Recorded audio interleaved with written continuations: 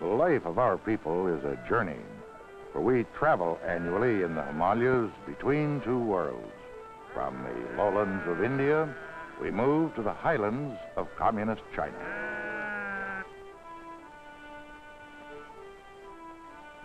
At the foot of the mountains, in the great markets of India, we buy rice, sugar, and precious grains. Over long and perilous trails, goats carry our products each year to the high markets of Tibet, where we barter for salt and wool.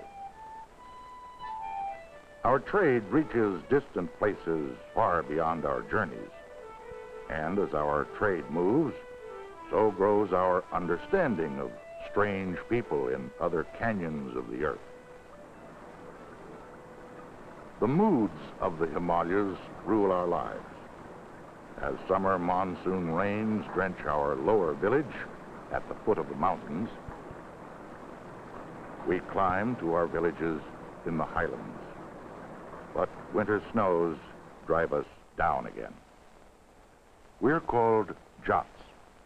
We live in 3 villages. The lower village is at 5,000 feet elevation.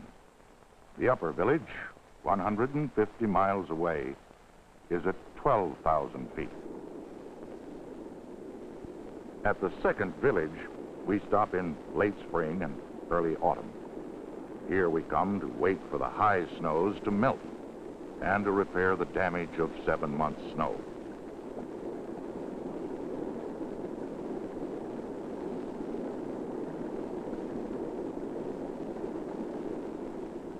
Though the communists took over Tibet some years ago, the pattern of our lives remains unchanged. Most of the time, we move about in these remote hills as we please. Even our children act as if big governments do not exist. Spring is the season for jacks, so younger daughters play with dried yak knuckles, or sometimes stones, until the spring work begins. However, an elder daughter's work does not wait for seasons.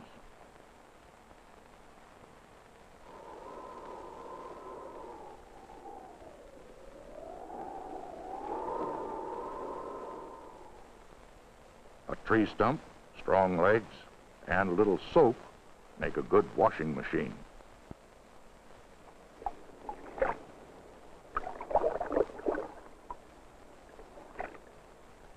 Mustard oil keeps fleas out of daughter's long hair. Women are scarce in our canyon. Jat fathers make stiff bargains with prospective sons-in-law who provide the dowry. But this son-in-law proves a disappointment. Even goats outwalk him, and his mother-in-law gives him a yak butter rub-down. Grandfather Jit Singh's life cycle of 90 years is now turning as fast as the Buddhist prayer wheel. Jats are strong believers in the nearest religion, but never overpester gods with their problems.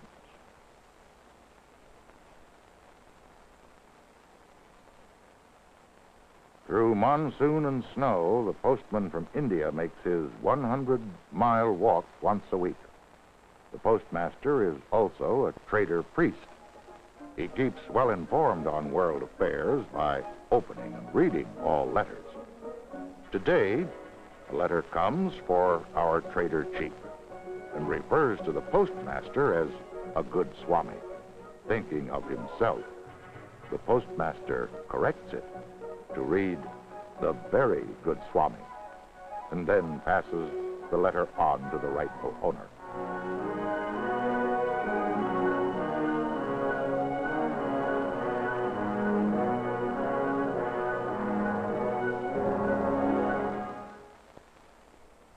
Now, we must prepare products for barter in the upper village where we will soon go.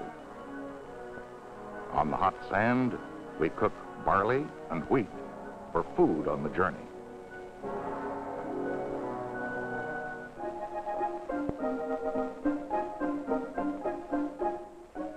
We carefully clean the Indian rice, tea, sugar, and grain, and pack them in goat saddlebags. Later, we barter these for salt and wool from the northern traders in the high mountain country.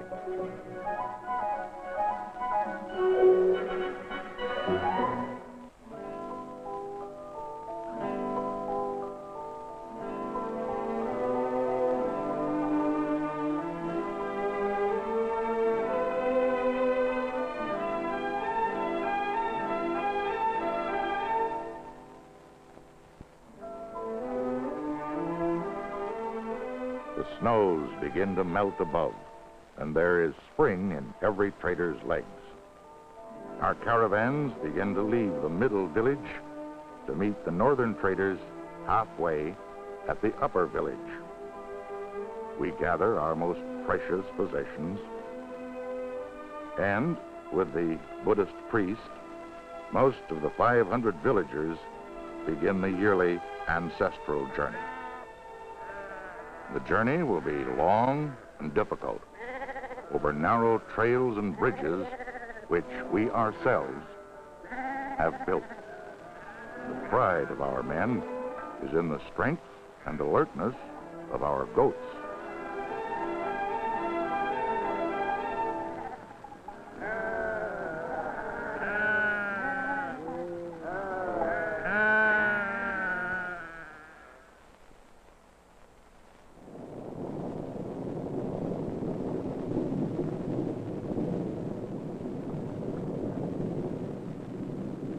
Each day, we make camp before noontime. After a trek of 4 miles, our goats are unpacked and left to graze for the rest of the day. The average trader has 200 goats.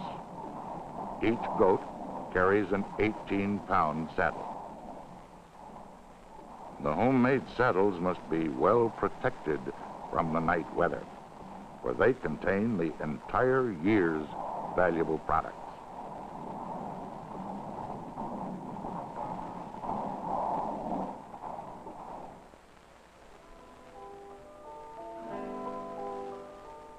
In the morning, we start to climb again, and the difficult path goes on.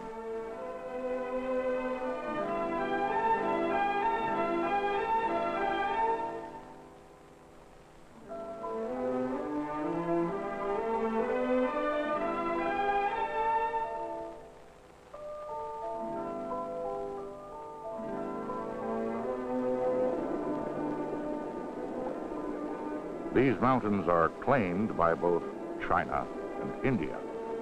Sometimes soldiers fire guns at each other. But we try to stay friendly with all who want to trade and barter.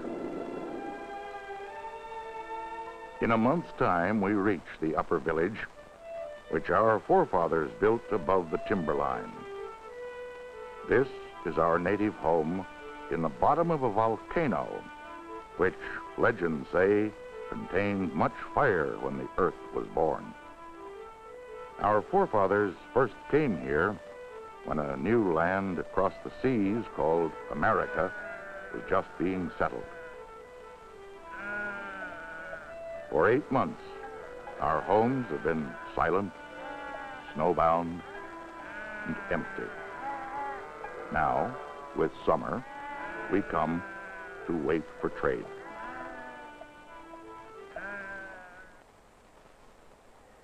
We will plant and harvest 1 wheat crop during the 4 months wait for the completion of trade with the northerners.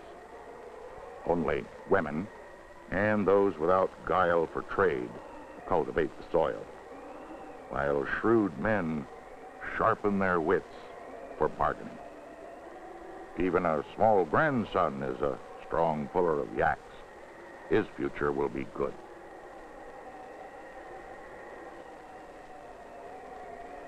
Not being shrewd enough for trade, the son-in-law levels the rocky soil with homemade implements.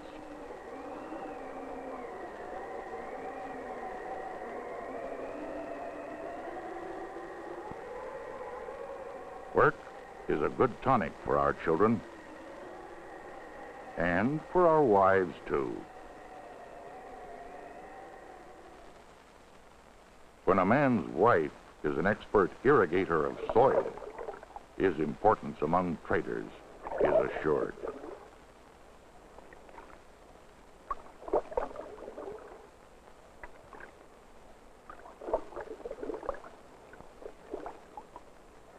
Little grandson practices building bridges. They must be strong to carry the goats, but this one caves in, and his goats are lost in the water.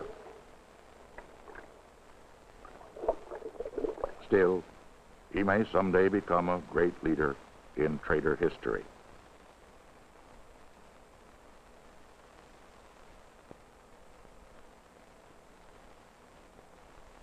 Learning is important to the future of our sons. Carrying a slate on his back, the teacher comes each summer from India, a dedicated man with the secret places of his heart well washed.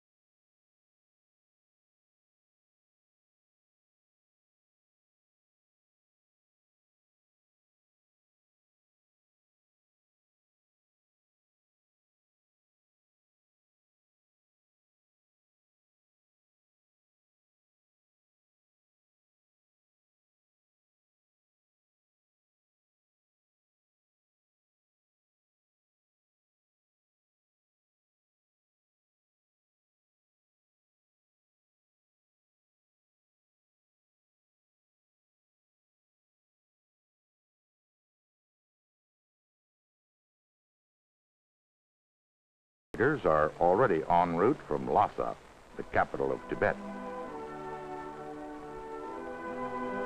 Others come from as far as the Gobi Desert.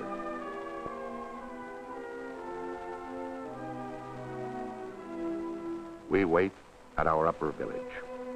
We wait impatiently and hopefully. We send advance scouts and erect Buddhist prayer flags. At last, our scouts report torrential streams where the northern traders are stranded at one of their clumsy bridges.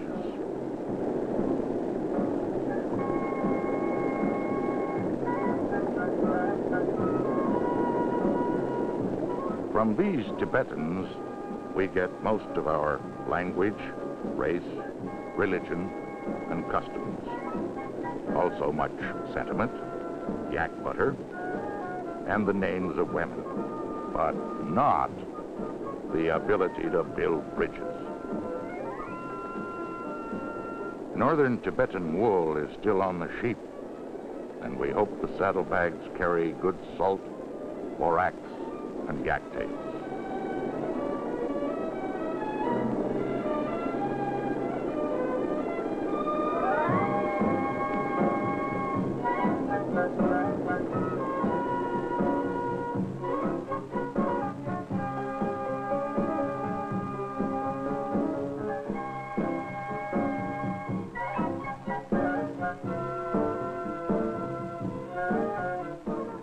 Northern traders finally arrive at the marketplace where the shrewd Jat heads have gathered to start the trading.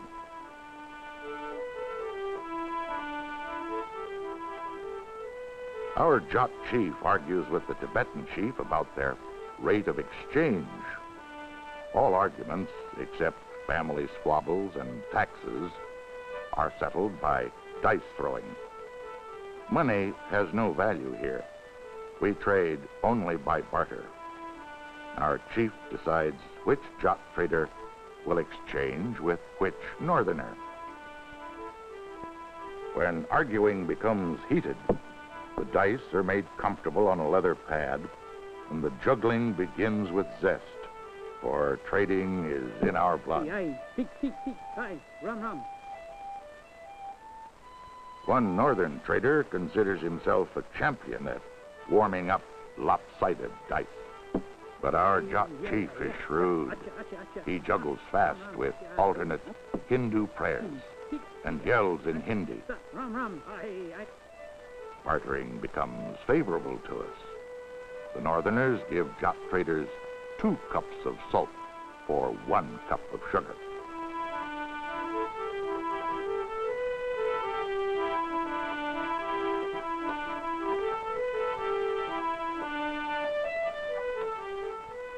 Thus, we exchange our goods while the officials keep a record of all transactions.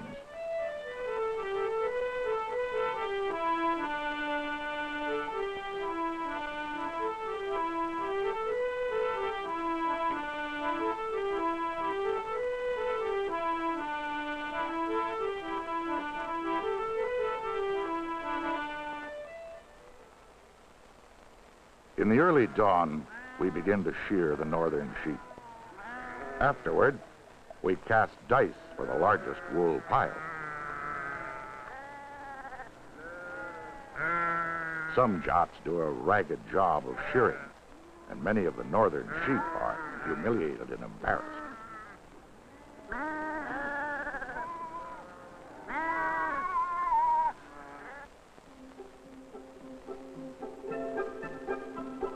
Our women cooperate in the preparation of the wool.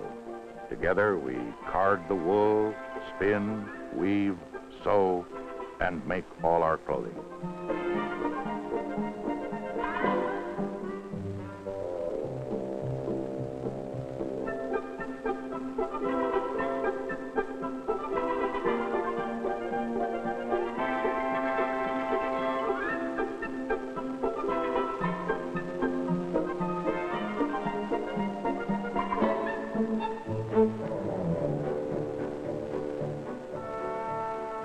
From childhood to old age, spinning is a part of our lives.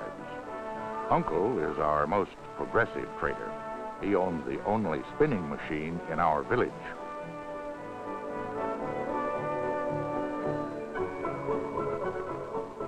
Our knowledge about wool and our tools come from India.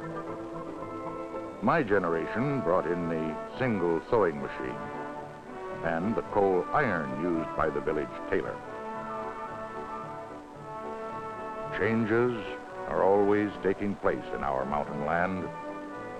We hear new ideas on ownership of goats and trails from the communists. Our chief catches a jot in a happy bartering mood, and he juggles up the topic of taxes, which no trader likes. Taxes by the Indian government are based on the number of animals possessed. This trader owns 300 goats, 1 horse, and 3 unhealthy yaks. 60 goats have been hidden in the next canyon. The trader pretends he's never heard of taxes before. He continues to carve a new mouthpiece for his hookah. He fails to get a tax reduction for the sick goats, and finally pays a sum equal to 1 day's wages for the school teacher. The communists tell us someday we won't have to pay taxes. But shrewd trader men would rather keep their own goats and pay taxes.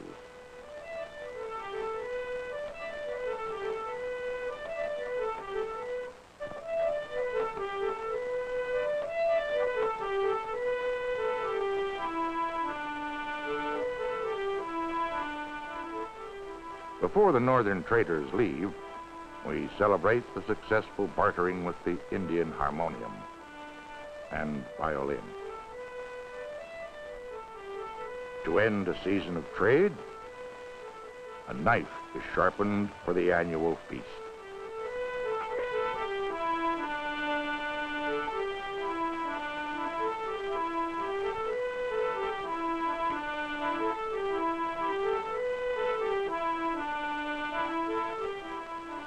This sacrifice is the only act of violence among our happy and peaceful trader people. We honor the goat on a mountain altar for its value to us. At no other time do we eat goat meat.